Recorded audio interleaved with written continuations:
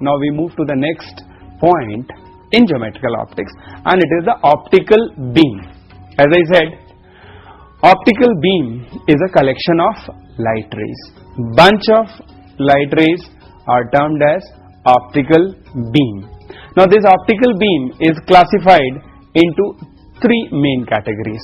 The very first category is parallel beam. Now as the name indicates, all the rays constituting the beam are parallel, and the diameter of the beam that remains constant with propagation of light. The second category is convergent beam. Now here the name is very clear, convergent. The rays constituting the beam, they converge to a point, and you can see very clearly from the diagram that the diameter of beam will decrease in the direction of propagation. The third category is the divergent beam. Now here, as the name says very clearly, divergent beam, the rays are diverging from a point, and it is very clear from the diagram also, the diameter of the beam will increase in the direction of propagation. One more point that you keep it in mind, you will come across these words while solving numerical. Sometimes you will find mention of pencil of light. Now this pencil of light is nothing but a very narrow beam is termed as pencil of light. Now we move to the next word, and which is the most important word. Now we have to understand these two words very clearly.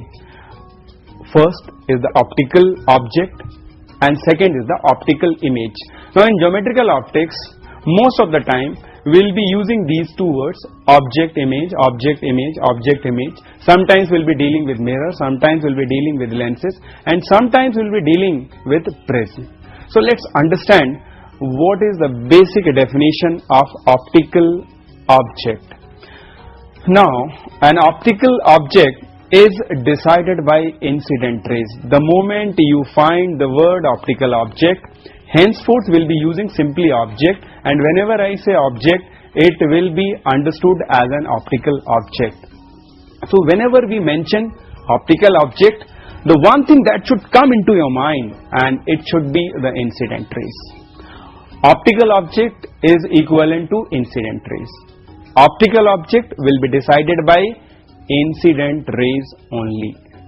Now this optical object is divided into two categories.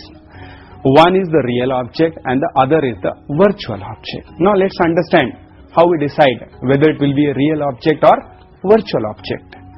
Now if incident rays on the optical system are diverging, be it lens, mirror or prism or any combination of these optical instruments, if incident rays are diverging, the object corresponding will be real object, and the position from where these rays are diverging will be the position of real object. On the other hand, in case of virtual object, the incident rays will be converging on the optical system, and the position of convergence of these incident rays will be the position of virtual object. So students, let's summarize this point, and I put my absolute trust. Please do understand what is optical object. Just to help you, let's recatch the whole thing. Object means the incident rays. There are two types of object, one is real, other is virtual. Now in case of real object, incident rays are diverging. The position of divergence is the position of real object, and in case of virtual object, incident rays are converging, and the position of convergence is the position of virtual object. Now we move to the next point, and it is optical image. Now you know there are two major things which we are going to deal with in geometrical optics. One is the reflection and the other is the refraction.